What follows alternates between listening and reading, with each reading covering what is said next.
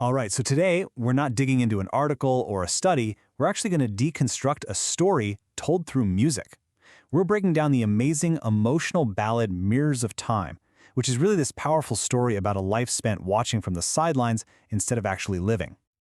Yeah, that line right there, it's just brutal. The entire song, everything, hangs on this one devastating idea. This isn't just a sad lyric, it's the whole point of the story, a life that's defined by regret. It's that awful realization that the biggest moments weren't lost because of some big tragedy, but just because of inaction. And that's exactly what we're going to unpack. So how does someone even get to a place like that? Well, the song kicks off by painting a picture of where our protagonist starts, using this central metaphor of a mirror to set the stage for a life that's, lived at a distance. The very first verse gives us this super critical distinction. I used to look, but not behold. And you got to think about that. Looking is passive, right? It doesn't ask anything of you. But to behold something, that means you're really seeing it, engaging with it, feeling its importance. Our protagonist was basically a spectator in their own life, watching the world fly by while they stayed, as the song says, frozen in the past.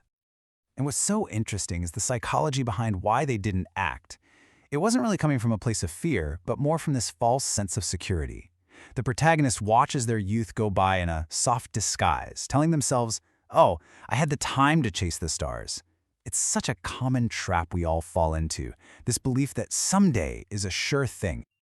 And then, bam, this is the moment it all just shatters.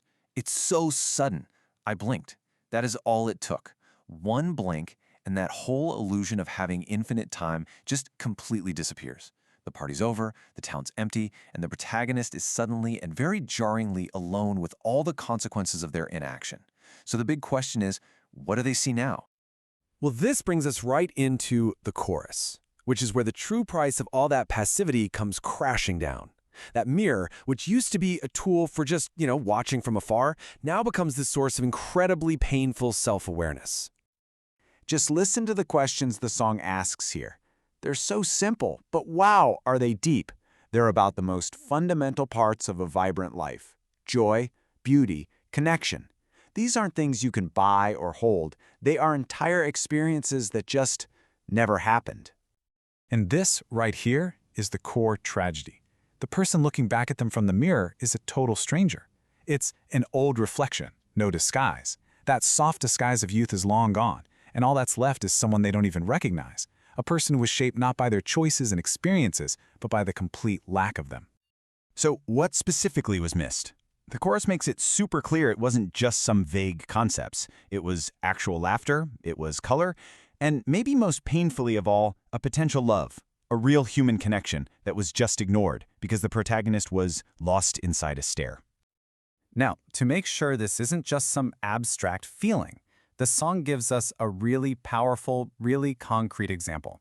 The second verse is basically a perfect case study of this lifelong pattern of watching instead of doing. So here's the scene the song paints for us. I saw him once, across the street. It's so cinematic, you can just picture it. There was a fleeting smile, a heart's heartbeat. I mean, this is it. This is one of those moments that life just hands you, a chance to step out from behind the glass. So, what happens? The song literally walks us through the anatomy of this failure. The smile is there, the heart is pounding, the potential is real. But then comes the choice. I chose the glass. They retreat back to safety, back to just watching. And the result? Another moment passed. Gone. Forever. This line is just gut-wrenching. The opportunity wasn't a million miles away, it was just a breath away. The only thing stopping this connection, the only obstacle, wasn't something on the outside, it was a barrier on the inside. The protagonist's own mirrors, their lifelong habit of reflecting instead of acting. So, after all this pain, all this regret, where does the song leave us? Well, the final section takes a turn.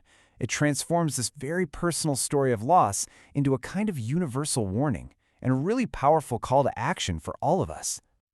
The lyric in the bridge, "A life reflected and unmet," just sums up the whole conflict perfectly, doesn't it? You've got one path that's passive and safe, but it leads to regret. And then there's the other path, active, a little risky, but it leads to real experiences. The song is basically arguing that only one of those is actually living. And you have to notice this crucial little change in the final chorus. It stops being about I, and suddenly it's about we.